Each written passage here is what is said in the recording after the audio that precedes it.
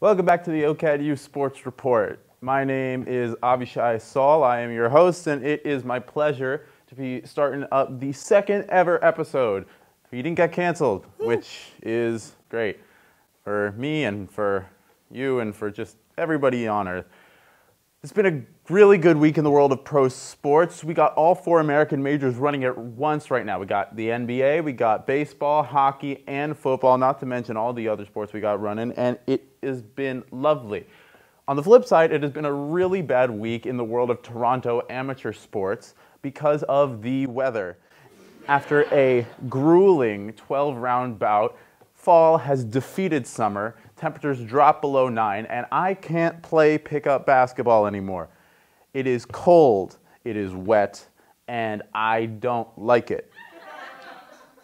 We have a lot to talk about today. Let's get into it.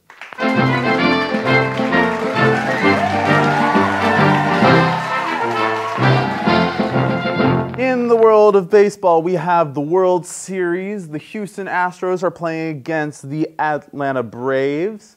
Both teams have been circling each other for years and are now coming together. Both have had serious wins, serious losses, but nonetheless, they've had dozens of action-packed moments both throughout their seasons, and millions of action-less moments throughout their seasons. Baseball is a slow game. It's 4 hours and a lot of action, less. I like baseball, though. In the world of football, Tom Brady. I know, again, Tom Brady. Everybody always talks, Tom Brady, Tom Brady. He's good. What can I say? Tom Brady made history this past week, throwing for his 600th career touchdown. The only player in NFL history to do that. At 44 years old, Brady is the oldest and most accomplished player in the league today. You got to think, he's been in there. He's been playing football, pro football, for over 20 years now. He threw his first touchdown in October 14th of 2001. For a little context, 2001, George Bush was president. The movie Gladiator won Best Picture at the Oscars. NSYNC, Ep2, Destiny's Child, they were all in the Grammy. Justin Timberlake wasn't even Justin Timberlake. He was just a guy in NSYNC. Same with Beyonce. And, oh yeah, I was born in 2001. In hockey news, the Seattle Krakens have been playing their first game. Seattle Kraken. It's Kraken. The Seattle Kraken have been playing their first games to start off their first season in pro hockey. They picked up their first win against the Nashville Predators, winning 4-3. Now, here's the thing about the Kraken, and it's not really about the team and more about the team branding. Have you guys noticed that when it comes to, not just hockey, in any pro sport, the new teams and the new names, they're getting weirder and they're getting more out there. It's like, remember back in the day, we had the Leafs, the Canadiens, the Bruins. Now we have the Thrashers, the Golden Knights, the Wild, the Kraken. I don't know about you guys, but when I used to play Little League soccer, it wasn't so much about the soccer game. It was the contest was who came up with the better team name. I remember we were the Golden Dragons, and they were the Rainbow Dragons, and we thought, oh, I wish we thought of Rainbow Dragons. That's good. But I don't know that it's that hard to think of team names. I mean, in the NBA in 2013, the NBA got a team, they became the Pelicans, for goodness sake. I don't know why, who wants to play against, I don't know, maybe I sound like an old man with a rake, but like, I feel like the names are getting wilder, and it's not going to be long before we have the Rainbow Dragons facing off against the Purple Dragons in NHL uniforms. Some infighting within the Toronto Raptors front office. Raptors president Masai Ujiri is one of the most respected names in professional basketball, not just in the NBA, but in international play as well. He's been a huge figurehead in cultivating the sport in his home continent of Africa. Truly one of the most respected minds in the game. The New York Knicks wanted Ujiri and didn't get him. Now, Ujiri started off as the general manager for the Raptors, was promoted to president of basketball operations a few years ago, and then this most recently was promoted again to like supreme overlord of all basketball. He's run out of room to grow. He's writing the book as he goes. He's that important and worth every penny, or so we thought. Over the summer, during the contract negotiation, one of the co-owners of the Raptors, Ed Rogers, thought that Ujiri wasn't actually worth the money he was promised, that instead that the Raptors should promote current general manager Bobby Webster to Ujiri's position. Rogers was so upset by it, he actually said it was one of the worst meetings he ever had in the meeting for Ujiri's contract negotiation, and he actually called Masai after the fact to tell him that he didn't think he was worth the money. Masai was so angry, and rightly so, by those statements that he considered, off the record, taking a year off from managing the Raptors. This, of course, upset Raptors fans who believe that Masai is the Messiah. They may be right. But either way, Ed Rogers, really? You're not going to pay Masai Ujiri?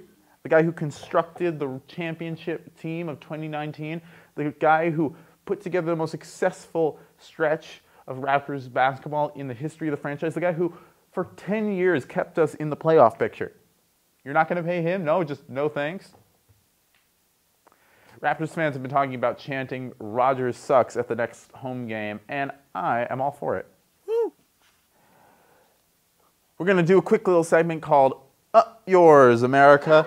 Canada defeats the U.S. in pre-Olympic women's hockey exhibition. I just like this. Every time the anytime anybody beats the U.S. in Olympic anything, it's kind of fun, right? But it's particularly in hockey because it's like Canada, Russia, and the U.S. all duking it out for years. And, you know, there are some other teams, I know, but it's sort of the big three with Canada clear number one. So anytime we beat the U.S., it's a big deal. And I gotta say, the Canadian women, more so than the men, have been cleaning up as of late. They've just, I don't know what the string of wins has been, but they've just been killing it in Olympic play. So, up yours, America.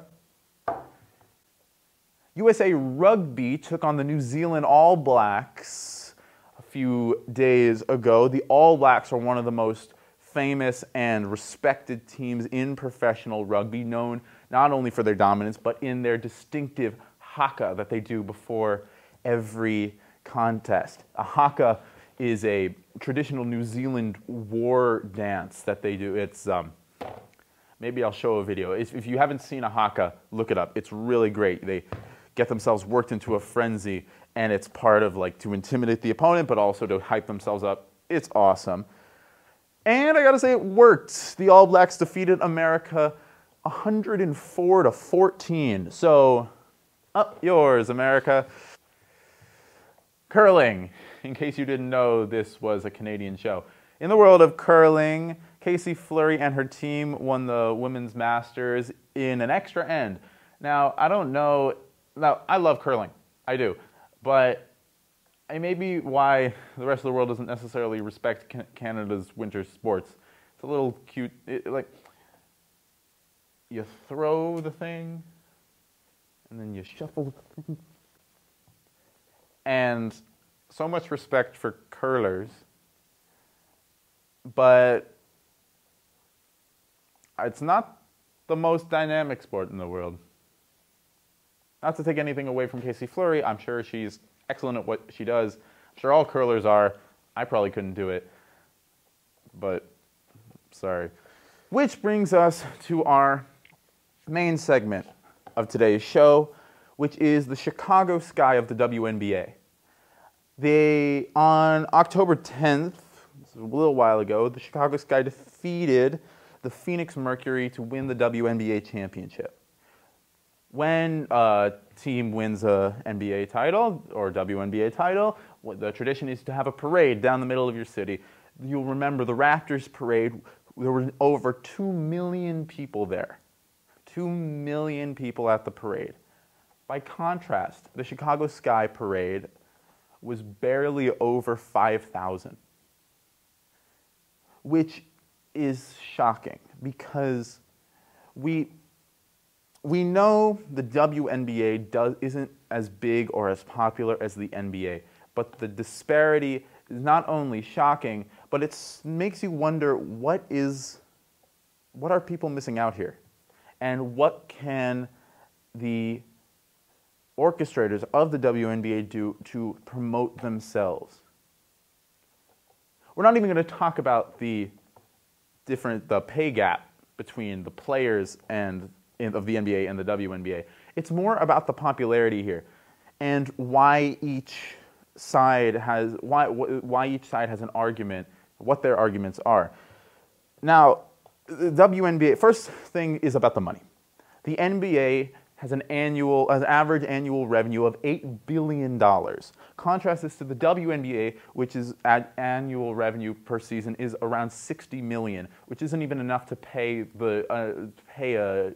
LeBron James and Giannis, right? You can't pay two guys with the annual revenue of the entire league. That is nuts, but why is that? First, less representation. The NBA has become super popular because it's a stars league. It promotes its players individually. You can see them play. James Harden, you see him. That's the guy. You know who that is. You see him around, you see him on the billboards, and you can see him play, and he's out there all the time. By contrast, the WNBA has not done as well promoting individual players. They don't show themselves as individual stars. They are more towards team representation. You could argue that that's better in terms of morality or in terms of promoting the team chemistry and team spirit, but when you're trying to get fans, they got to know who's on the floor. You got to create celebrity.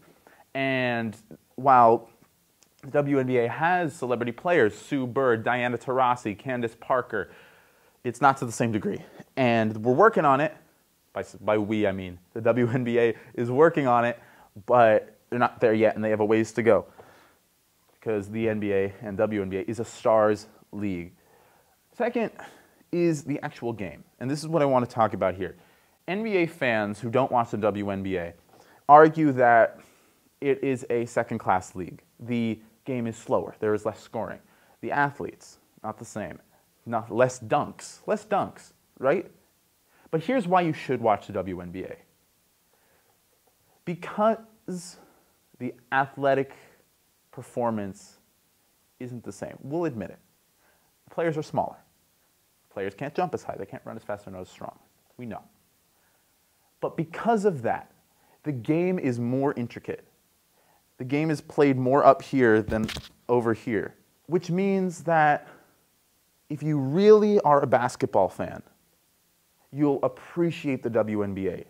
Not because of the dunks, but because of the team play, the passing, the shot creation, the schemes. If you really know basketball, you'll love the NBA. And if you're just watching for the dunks, then you're not a fan of the game, you're just a fan of the show. Which moves us to our last segment, which is Athlete of the Week. This week's Athlete of the Week is my friend Max. Max, in playing a pickup game of hockey, took a block shot and nearly bruised his balls. Max has been playing in minor discomfort ever since. Keep hanging on there, Max. We believe in you. This has been the OCAD Sports Report. My name is Avishai Saul, and I will see you all